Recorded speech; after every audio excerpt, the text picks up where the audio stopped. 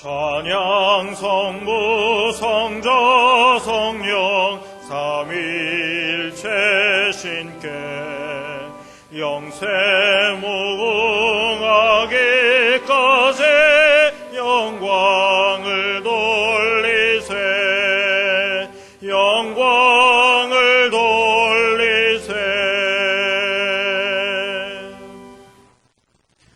환난날에 여호와께서 내게 응답하시고 야곱의 하나님의 이름이 너를 높이 드시며 성소에서 너를 도와주시고 시온에서 너를 붙드시며 내 모든 소재를 기억하시며 내 번제를 받으시기를 원하노라.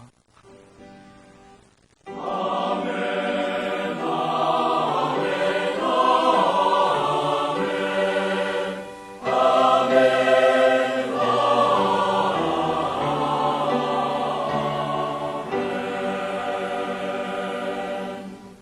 이 시간 하나님께서 우리에게 주시는 구약의 말씀은 이사야 3장 10절과 11절입니다. 제가 가진 성경으로 969쪽입니다.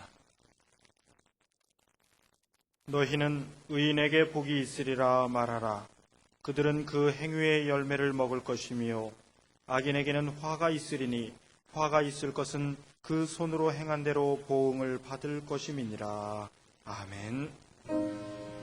주의 말씀 사모하오니 주여 함께하소서.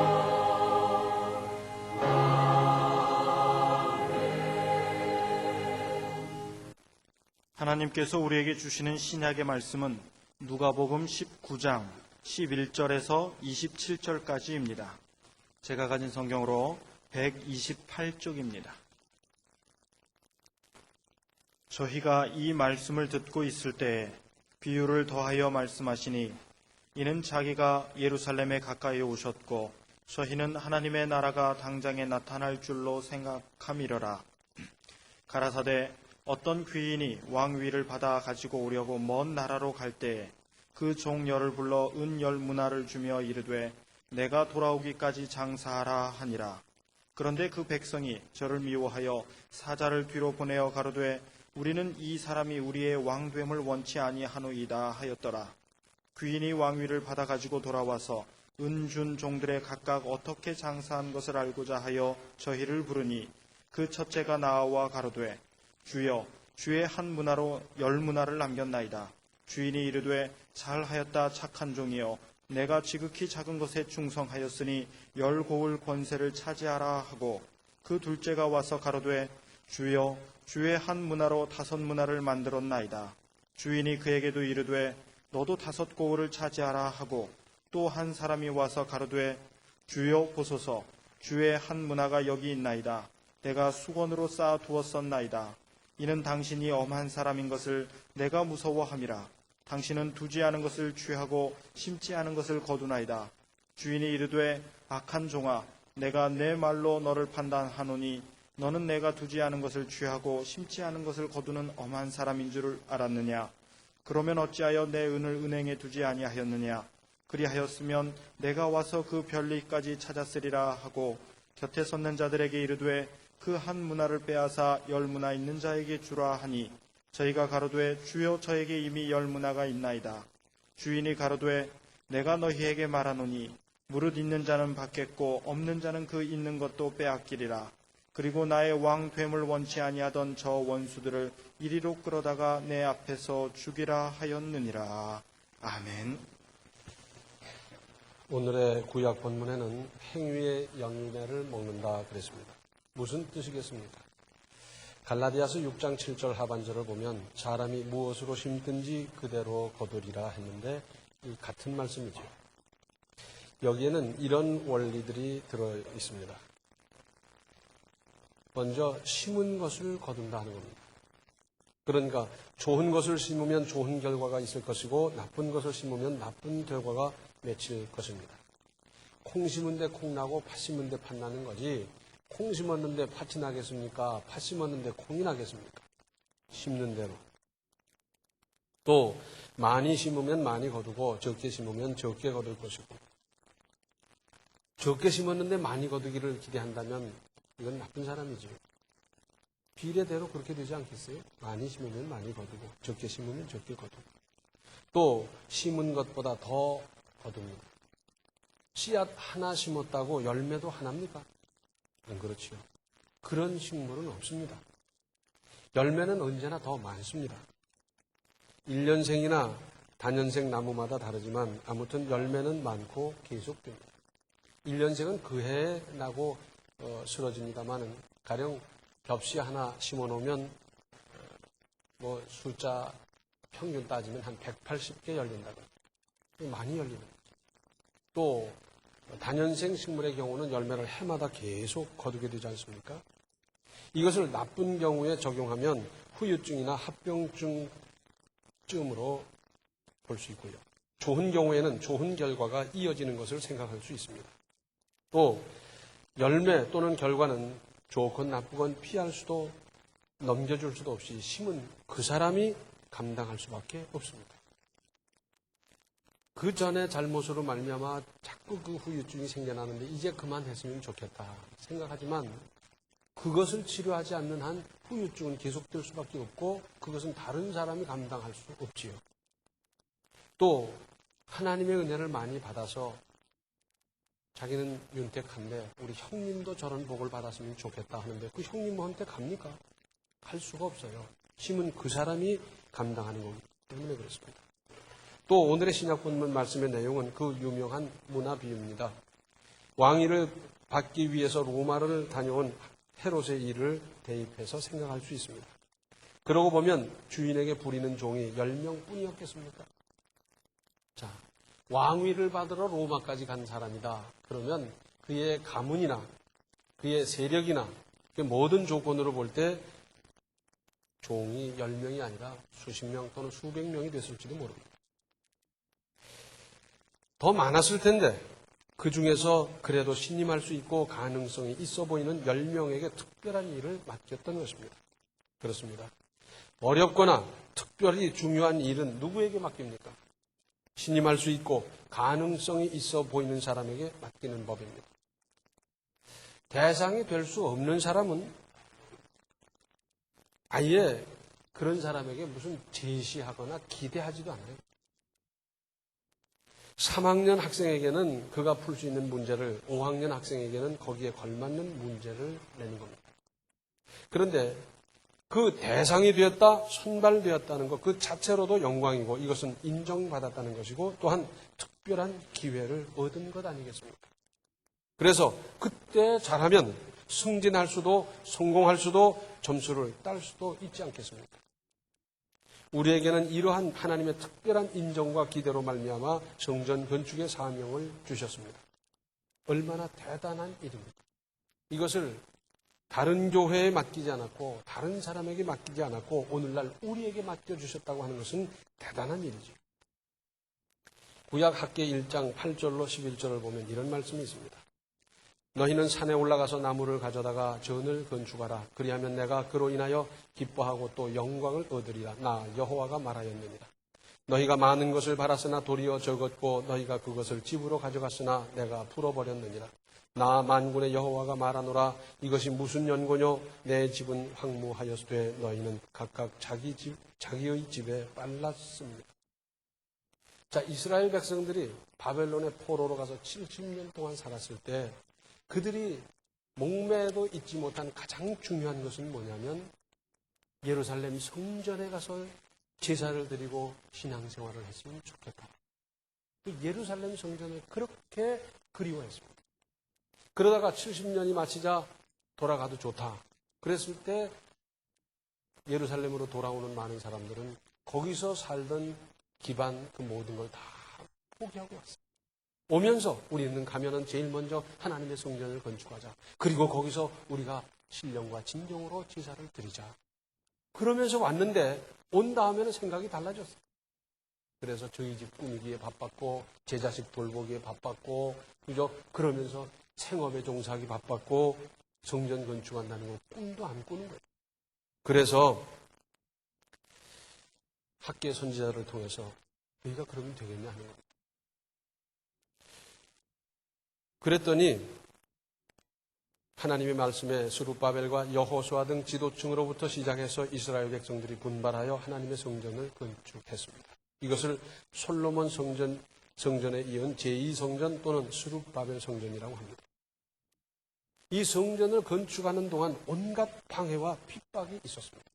그럼에도 불구하고 끝까지 이 일을 잘해서 마침내 성전 건축을 마쳤습니다. 그때 하나님은 말씀하셨습니다. 학개서 5장 15절로 19절에 이제 청컨대 너희는 오늘부터 이전 곧 여호와의 전에 돌이 돌 위에 첨 놓이지 않았던 때를 추억하라. 그때에는 20석 곡식 더미에 이른즉 10석뿐이었고 포도즙 틀에 50그릇을 기르려 이른즉 20그릇 뿐이었었느니라.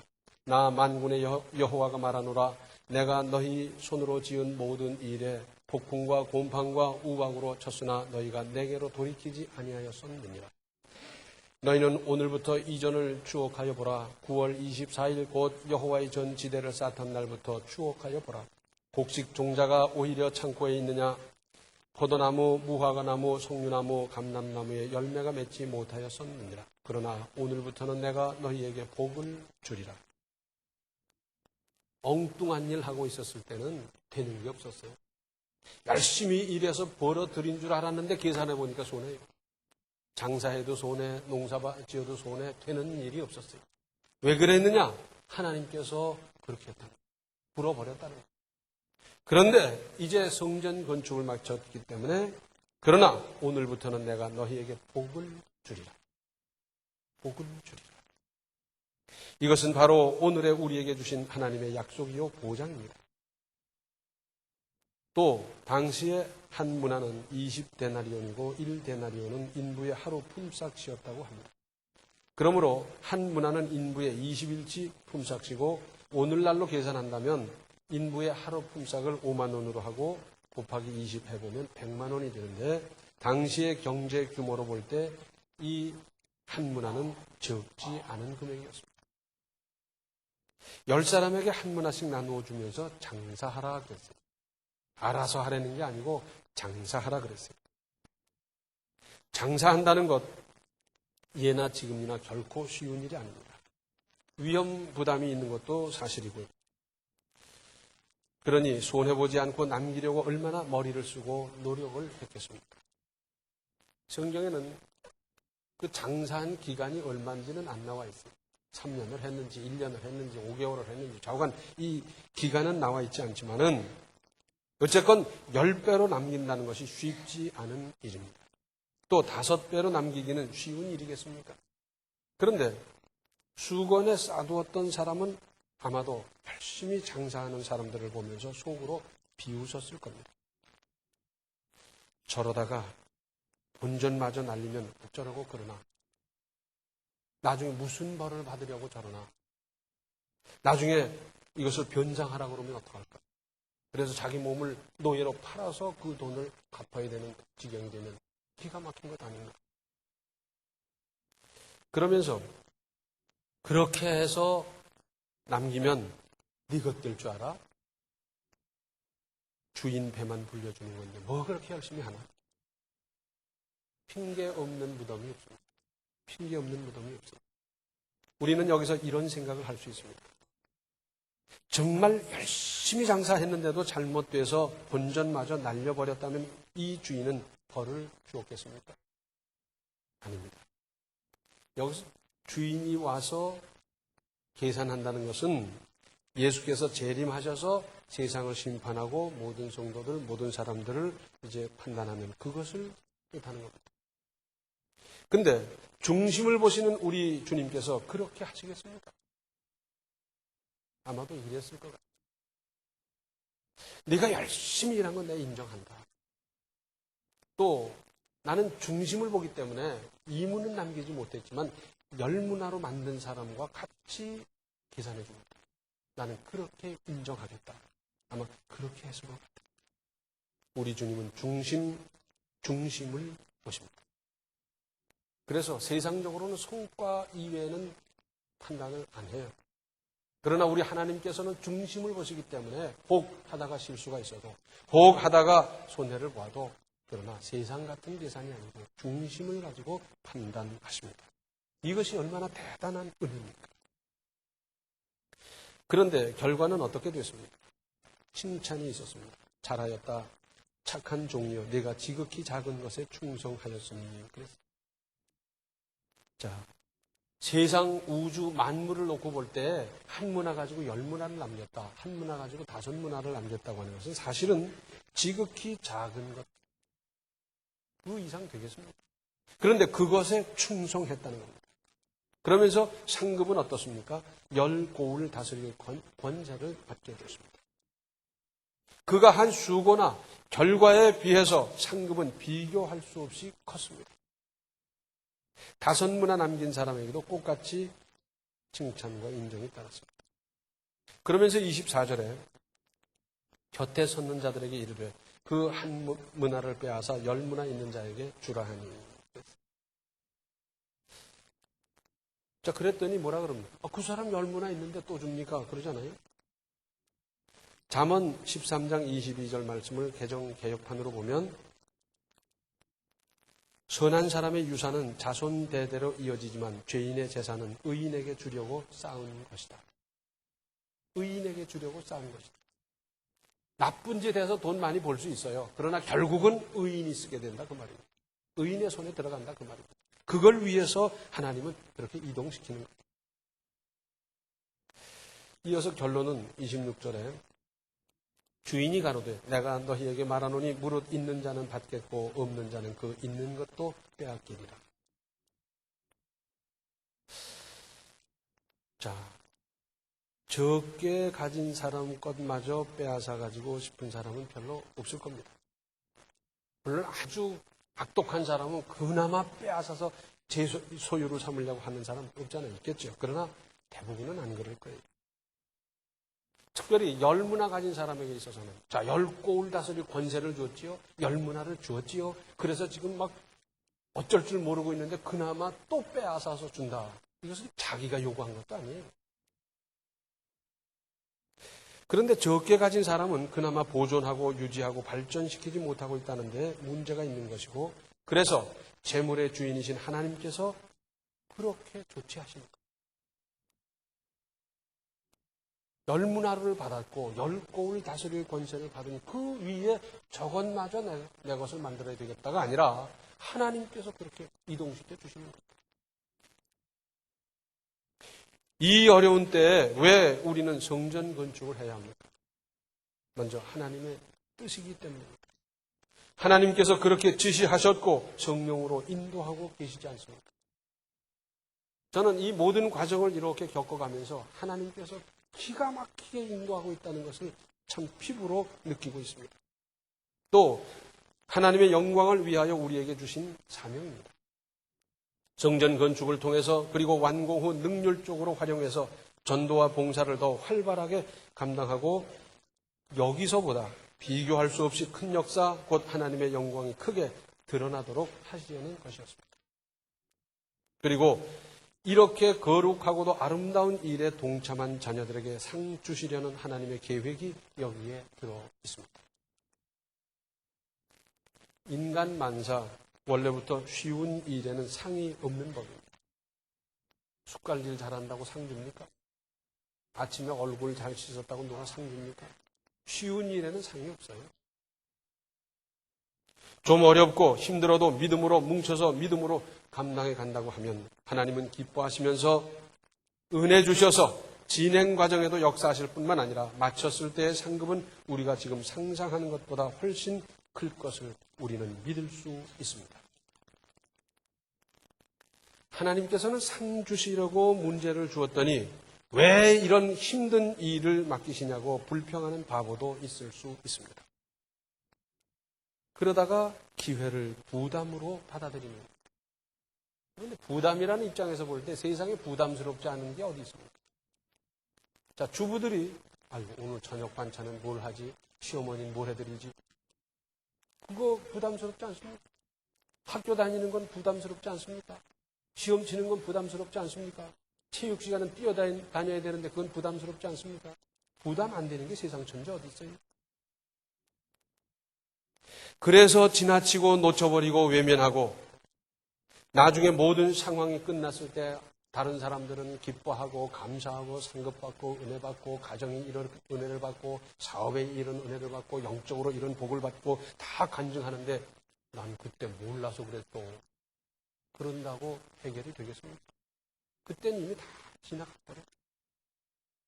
그때 가서 뭘 하고 싶어도 다 끝난 상태에서 뭘 할 수가 있겠습니까? 기회는 그렇게 늘 있는 것도 아니고 흔한 것도 아닙니다. 기회는 늘 있는 것도 아니고 흔한 것도 아닙니다. 기회를, 복받을 기회를 잡으십시오. 그리고 꼭 붙잡고 놓치지 마십시오. 특별한 일에 특별한 상이 따르는 법입니다. 6.25 때 혁혁한 전공을 세운 사람들에게는 특진의 혜택을 주었습니다. 전공을 세우고 또 세우고 또 세우고 그러다 보니까 특진을 하다가 30살이 못 되어서 별을 달았던 사람도 여러 명 있었습니다. 그렇죠. 지금 생각해 보면 30살이 안 돼서 어떻게 별을 달 수 있겠습니까? 그러나 혁혁한 전공을 세우고 보니까 특진, 또 특진, 그랬어요.